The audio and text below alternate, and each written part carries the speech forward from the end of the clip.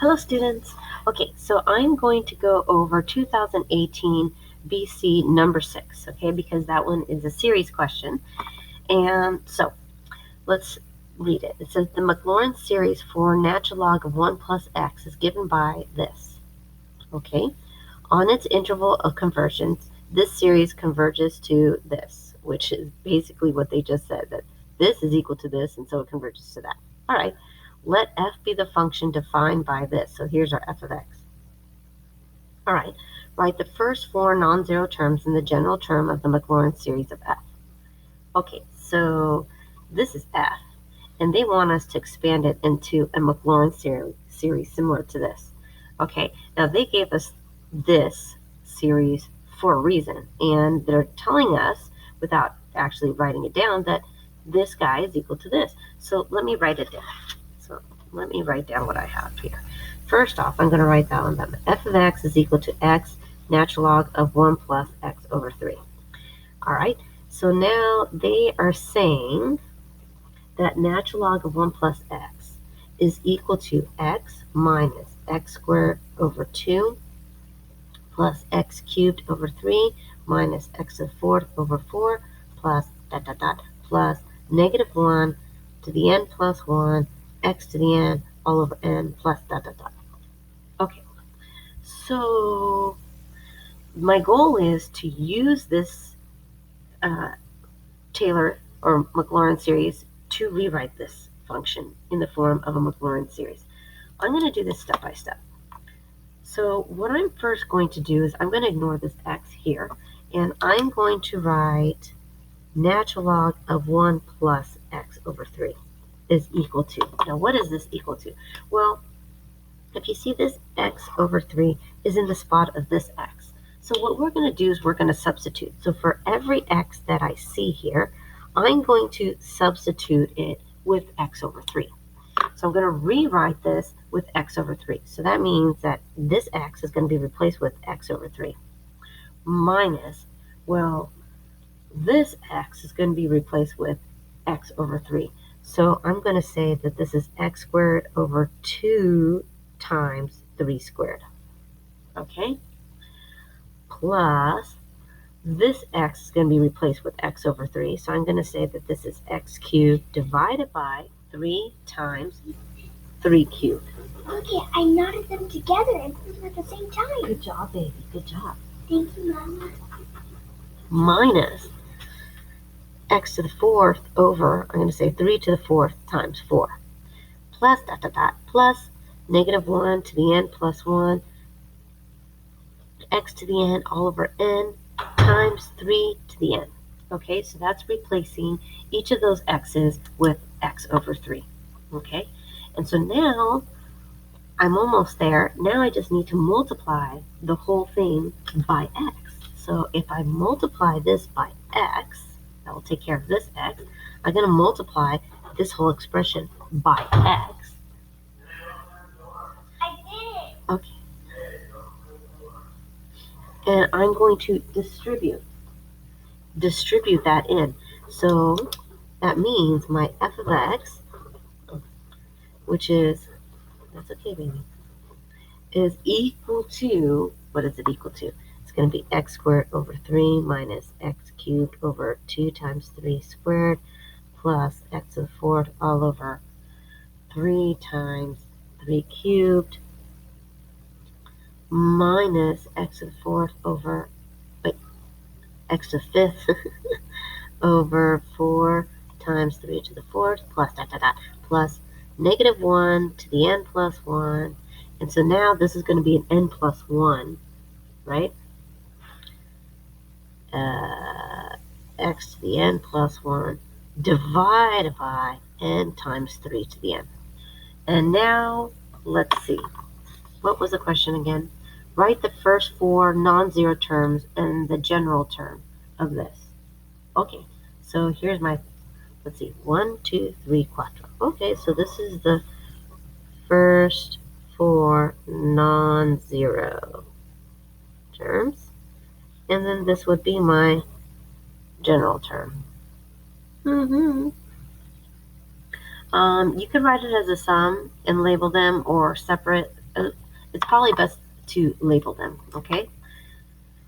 So that's part A. And then part B. Let's see. Part B, it says, determine the interval of convergence of the Maclaurin series for F. Show the work that leads to your answer. Okay, so whenever we're doing interval of convergence, we use the ratio test for F. Okay, so that means I'm going to be using my general term over here. Okay, so that means it's going to be limit as n goes to infinity. And so I'm going to have -1 to the n plus 1 is 2. And then I'm going to have x to the n plus 1 is n plus 2 divided by n plus 1 times 3 to the n plus 1 multiplied by, then I'm going to multiply by the reciprocal of the nth term. So I'm just going to copy this down. X to the n plus 1, n times 3 to the n. Oh yeah. All right, there we go. So now I have this, and I'm just going to hide that for a little bit. So now let's see, what can cancel? Goodbye. And then that leaves me with 1, 3, right? And let's see, what else can cancel out? This is going to leave me with 1x. Goodbye. That's going to leave me with 1x. And then my n's are going to stay.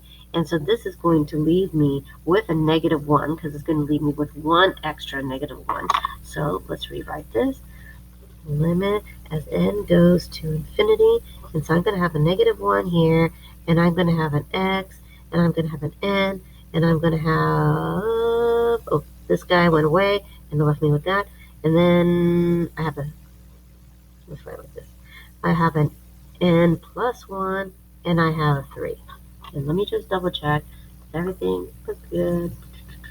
I have, okay, I think it looks good. All right. So now I'm going to pull out all non-n's.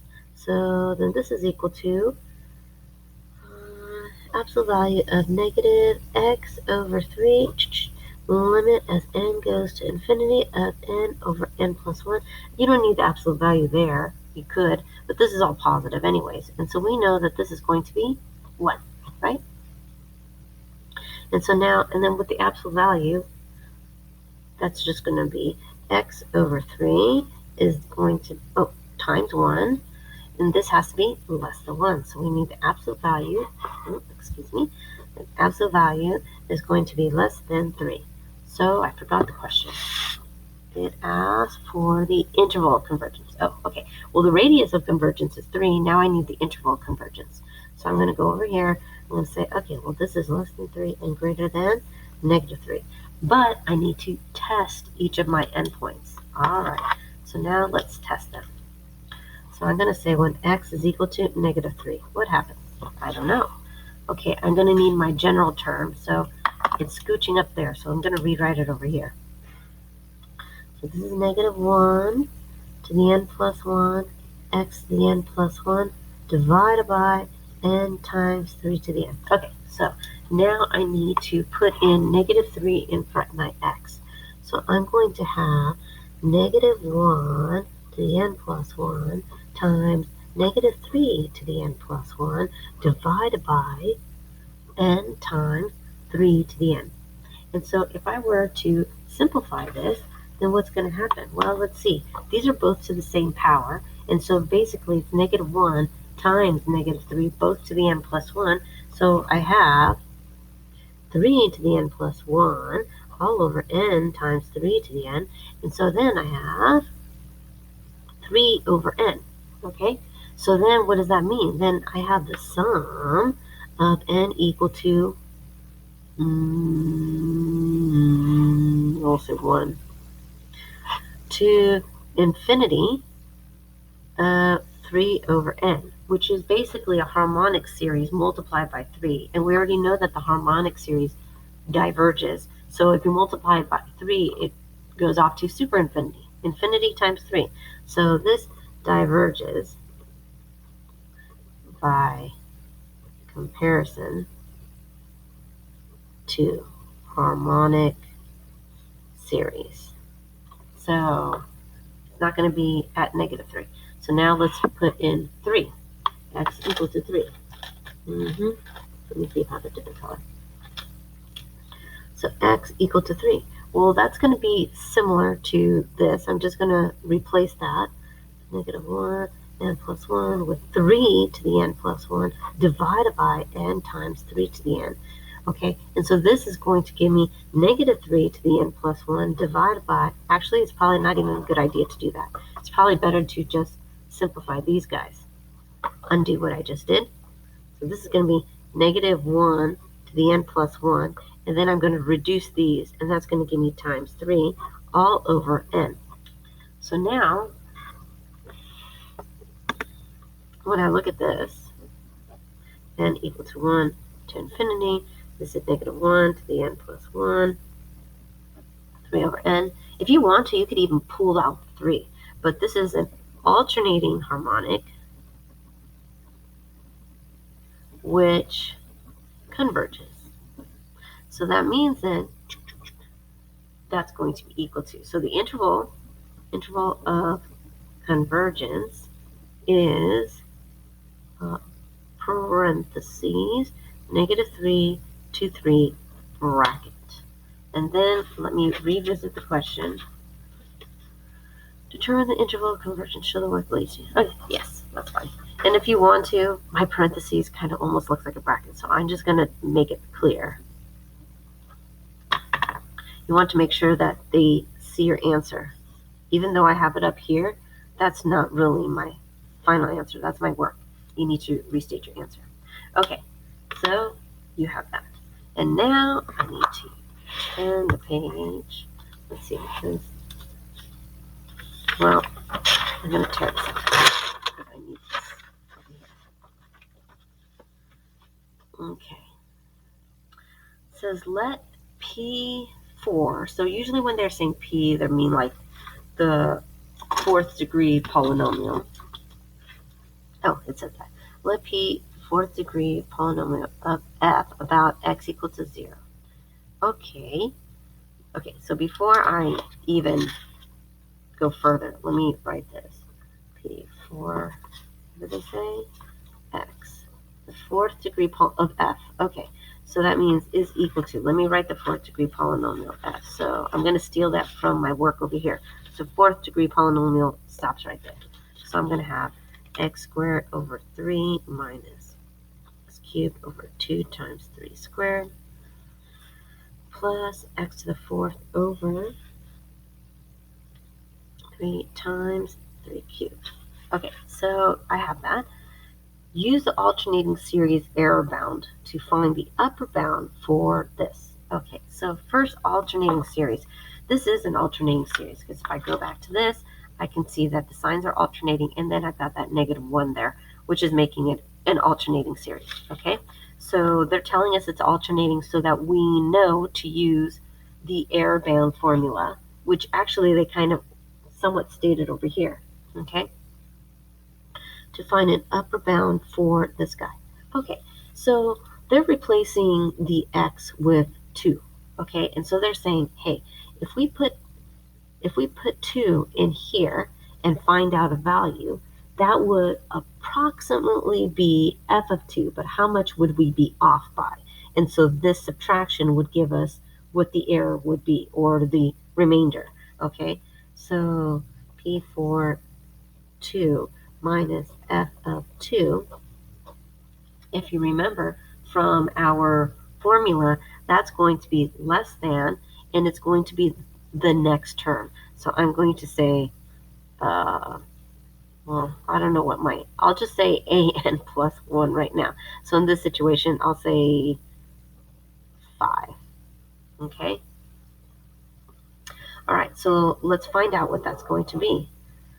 P4 of 2 minus f of 2 is less than, okay, so it's going to be my next term, and I'll say actually I should say 2 right up here. And so let's find out what that is. So I'm going to go back to here, which is, it's this one right over here, okay? And so that is, well, here, let me write it over here so that you guys can see. It's negative x to the 5th all over 4 times 3 to the 4th. Okay? And actually, since this is absolute value, this should be absolute valued also. We want the absolute value of that. Okay, so now I'm going to replace this with 2. So negative 2 to the 5th all over 4 times 3 to the 4th. I'm hoping that they don't want us to evaluate that. But actually, it shouldn't be too bad. 3 to the 4, 2 minus f of 2 is 2 to the 5th is 32. So 32 divided by, oh yeah, give me a second. Let's redo this. This is 2 squared. So that's going to give me 2 to the 3rd left behind. So that's going to give me negative 8. Negative 8 divided by 3 to the 4th, 27, 81. 81. Absolute value, so that means it's going to be less than 8 over 81. And now let me go back to the question.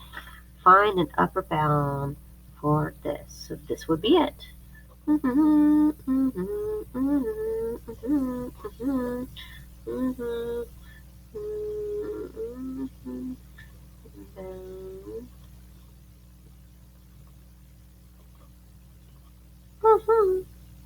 And that's what I would write. Okay. All right. Thank you.